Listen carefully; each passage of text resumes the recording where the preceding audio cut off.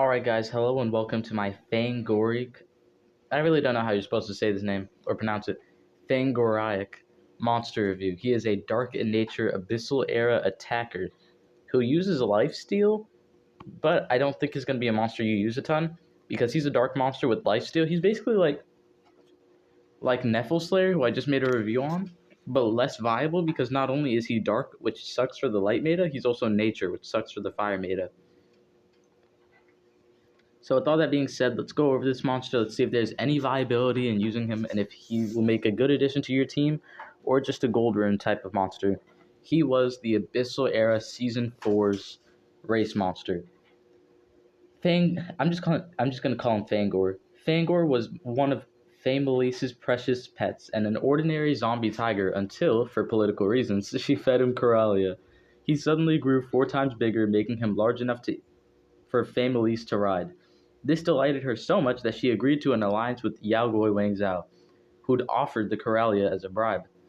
Alright, so never feed your pet drugs for political purposes, but I guess it worked out in the end here. His finisher, Dark Hell Beast, removes all negative status effects from itself and deals moderate dark damage and applies fear to all enemies. Alright, so it's not the best, it's not the best, but it's pretty good. If he was like, let me see, can he be possessed? Yes, he can.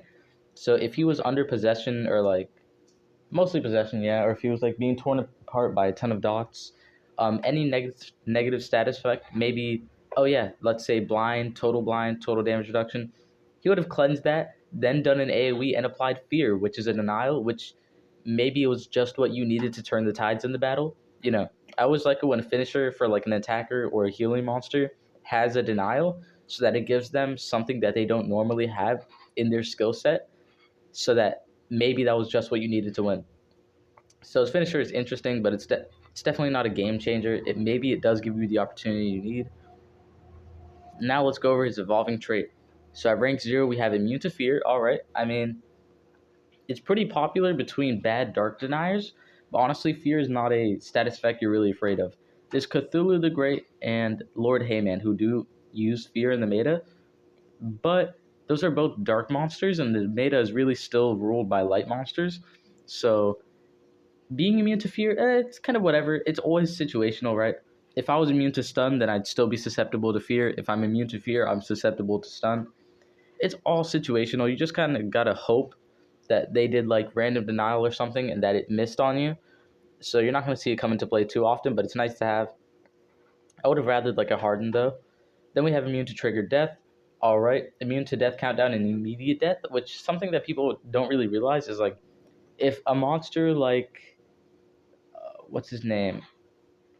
If a monster has a 50% chance to instant kill a monster, it doesn't work against immune to trigger death. So that and the death countdown status effect, which are both incredibly powerful if in the right situation, he's immune to them. So pretty good. Then at rank 3, he has a status caster, area, and nightmares. This, I mean, it's whatever. I would have much rather like a more powerful dot per se, because this is just low damage and low stamina removal. You'd really have to add this to a lot of other status effects to make this viable. But yeah, without further ado, let's get into this monster. Let's get into what this monster can do and his skills. And I will say, I really wish this monster was better because I absolutely love his design. It is one of the coolest. Maybe not the baby one, but the adult design. Oh my god, I love it. So, if this will load. There we are. So now let's feed this little guy to level 100 and see what he can do. Alright, boom. Yeah, that design is just so cool to me. Alright, that looks like it's going to be one of his better moves. Boom, boom, boom. Alright. So yeah, leave in the comments, did you get this monster at what rank? I think most people just raced for the seasonal tickets and not even this monster because he's really not going to be seen in the meta at all. Like, honestly, he's pretty bad. But let's go over his skill set so I can give you a fair review of exactly what he can do. Because I feel like he might be better than I suspect. Plus, I really want to like this monster because his design is so cool. So let's go over it. 3, 2, 1. Alright. We've got Hunting Beast, 0 stamina, 0 cooldown. Spammable low damage plus nightmares. Alright. Undead Growl for 15 stamina. You can apply Bane to all enemies. Okay, spammable Bane as long as you have the stamina. Life Lick deals low dark damage to one enemy, steals life from one enemy. So honestly, it's kind of a weird way to do it because you don't really want to steal life if you're just doing low damage because that's like no damage. All right, and then it increases your maximum life by 20%. So hey, maybe this is giving you like more sustainability, uh, more life to work with, so that you can life steal and tank harder. There's potential in this one, honestly. So 25 stamina, 1 turn cooldown. Although I really wish the damage on this move was higher. Then we have Scary Screeches deals low nature damage to one enemy, applies Bane to one enemy. 1 turn cooldown, 36 stamina. Alright. I mean, it's just a low nature with Bane. We have Absorption, deals massive dark damage to one enemy, steals life from target. That is an incredible amount of damage output. This is, again, just like Nephil Slayer, your Earth Monster killer, your Uriel killer, maybe even your King Ottoman Fropsy killer. Because that damage output is insane. On a 4 turn cooldown and 70 stamina, it is incredibly pricey. You are going to need a stamina relic and a half on this guy. Whenever a monster has this high of a stamina cost and cooldown for like a really strong attack, my suggestion is always to run someone with Archdruid Sigil as their ally. So keep that in mind. But wow, this is an incredibly powerful move. Then we have Sabretooth. Alright, deals moderate dark damage to all enemies, applies Bane and Nightmares. I do like this. 2 pretty powerful dots in my opinion. For high stamina, high cooldown, once again. Plus, it's not even that much damage with it, but it's definitely one of his better moves, undeniably. So I'll give it that. Then we have Ether Eater. Deals moderate dark damage to enemy and then life steals. This is almost 50% of damage. And you're definitely going to want to use this when this thing runs out of... when this thing is on cooldown, you're definitely going to want to have another good lifesteal move with good damage. This is like 45 damage. It's not the best, but it's not really bad.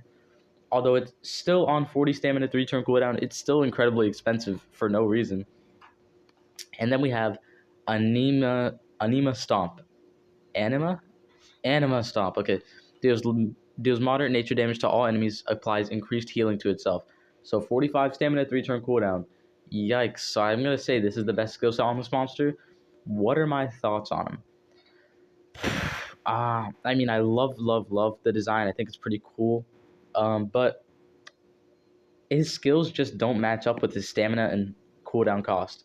Because, like, for this move, I could see it, right? It's your one massive kill move, and then maybe Archdruid Sigil kicks in. But this one is incredibly expensive. High stamina, high cooldown. This one, high stamina, high cooldown. This one. And none of them are worth the cost that they have. Like this, there are some monsters who would have a move like this at 0 stamina, 0 cooldown. But he has it at an incredible cost. You're definitely going to need a stamina relic and a Archdruid Sigil ally with him. Honestly, I don't know. I don't think you're ever going to use this monster. He's pretty fun. He's got good potential as an attacker, right? Some pretty nice damage output on some of his moves and pretty lackluster on the others. He does not have any relic that can regain stamina, so you're also going to want to run, like, I think the ideal ally for him is Omnia. She can have a banner to increase the stamina on her whole team, so you can kind of deal with his high stamina cost. And she can run Archdruid Sigil, so she can refresh his massive attacks.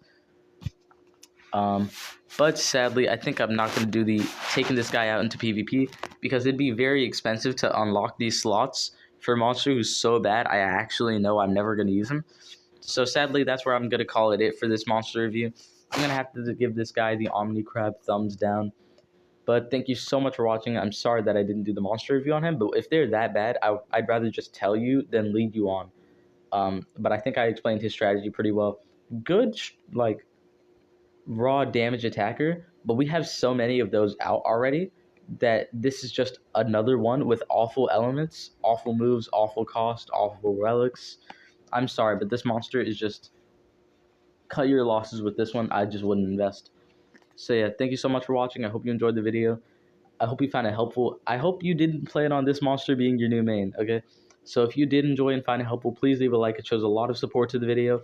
It means a ton to me. It shows me that you like my content and that I should make more. So thank you so much for that. Please leave a comment and we'll respond. What are your thoughts on this monster? Do you like the design? Do you like the skill set? Are you going to try and use them? Or are you just going to let them be your gold rune monster. I don't think I'm ever going to use them, but I love the design. I'll say that. So yeah, leave that in the comments down below. Subscribe to join the Crab Army. We are 360 subscribers. We are so close to overtaking my friend Abergo in subscribers.